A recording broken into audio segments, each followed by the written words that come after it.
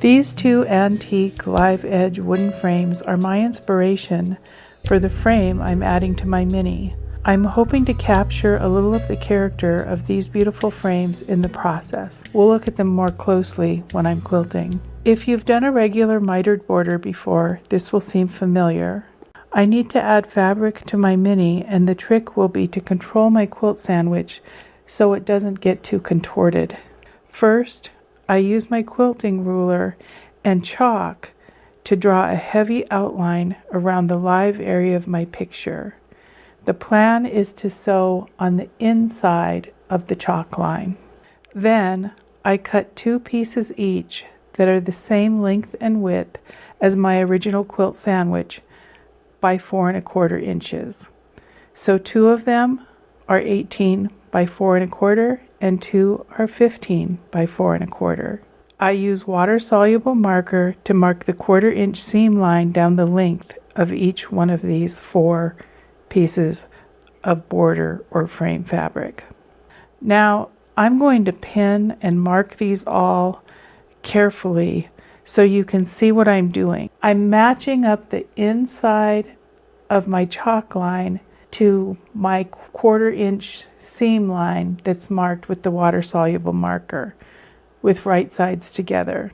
And when I get to the corners where I intend to sew exactly to the corner with each piece, I'll put my pin diagonally. At the machine, I'll actually be pulling neighboring pins and creasing my frame or border fabric perpendicularly at the exact point where my stitching starts and stops, and that will help me sew precisely. After that, I'll check everything, and if I need to add a stitch or 2 in some of the corners, I can do that before finalizing my miter. I trust my walking foot for this job. As I work, I crease the fabric back at the exact corner where my stitching should begin, and then on the other end, I do the same where my stitching should end. I don't leave this crease in, but it's so precisely placed that it shows me exactly where to begin and end my stitching. I stitch all 4 sides the same as precisely as I can, backstitching carefully to secure these seams. At no point during this step should I stitch onto the neighboring border strip, so I unpin and or fold those other pieces of fabric back out of my way as needed. Afterwards, I check to make sure the stitching meets at each corner precisely. If I need to, I can go back in and add a stitch or 2 on some of the corners to make them perfect. I could also do this by hand. I finger crease back the border seam all the way around my piece, checking to be sure that it looks good and is showing the part of my image that I want to before finalizing my miters. I know some of my border ends are a little long. I'm trying to get the angle of the miter correct. I'm not worried about the corners of and ends of the border strips matching up, if that makes sense. Now things get a little complicated. Instead of folding my mini right sides together, like you do with a regular mitered border, I fold my piece wrong sides together, right sides out. I fold it on the 45-degree angle so that the sides match up. The corners do not. I match up my border fabrics and pin them together. On one I use a needle so I can place my ruler on top of it. We'll create a seam line perpendicular to the folded batting, which is actually a 45 on the border fabric itself. I stitched this carefully. I didn't have to prop my foot to come off the batting, but you may need to. You aren't stitching the batting at all, but right up to its bulk. And you want to backstitch at this interior part of the miter, the starting edge. I don't bother to backstitch as I come off the border. This falls into that category of sewing that looks harder than it is. And again, if stitching off of this batting is problematic, you could take a few little hand stitches to start this seam and then finish it out using your sewing machine. I would make them very tight, straight little running stitches. I trim my miter seams roughly and finger press them open.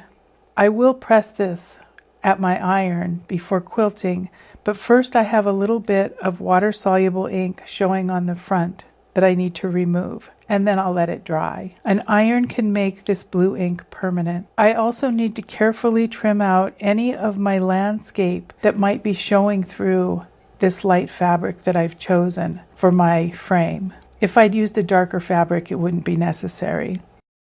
I used the inspiration frame and blue chalk to roughly draw the shape of my frame.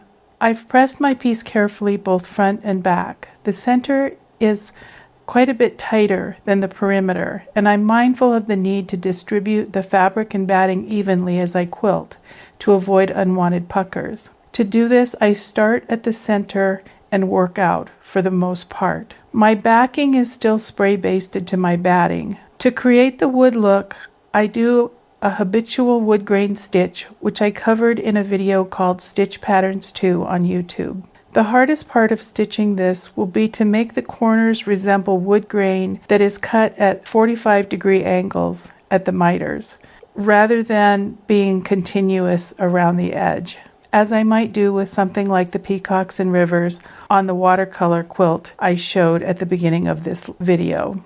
The two things I do specifically to help achieve this are stitch up to the miter and then back away from it, and to stitch up to the miter and then turn at approximately a 90-degree angle. I'm using 2 colors of variegated thread, one orange and one brown, in order to hint at the striated quality of the wood grain. I did all my brown first. I made sure to skip a lot of areas. My piece was behaving well, so I was able to stitch near the landscape and then skip areas in the middle to quilt later with the orange thread. If I felt like I needed to really work 100% from the center out to keep this flat, I would have switched back and forth with my thread colors several times. I added a lot of knots in the brown thread, so I restrained myself from adding them with the orange. I try to leave a few voids, but quilt almost every bit. At the end, I run around the edge several times, overlapping my lines of stitching to tighten the edge a bit and stabilize it. Then I trim it quickly. It is still as much as 1 inch bigger in every direction than I plan to make it when it's final. I'm planning a frame that is turned to the back and then hand sewn. This will also serve as my binding. Here's what it looks like now.